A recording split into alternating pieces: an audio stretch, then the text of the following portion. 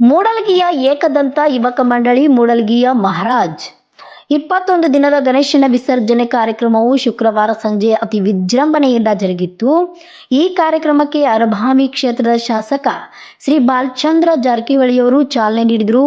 ನಂತರ ಡಿಜೆ ಹಚ್ಚಿ ಯುವಕರು ನೃತ್ಯ ಮಾಡುತ್ತಾ ಪ್ರಮುಖ ಓಣಿಗಳಲ್ಲಿ ಮೆರವಣಿಗೆ ಮೂಲಕ ಸಾಗಿದ್ರು.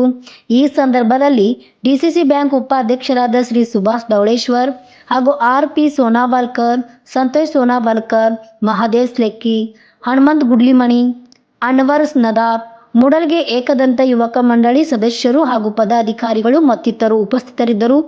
ವರದಿಗಾರರು Vithal Bhajantri, UK first news, Belagavi.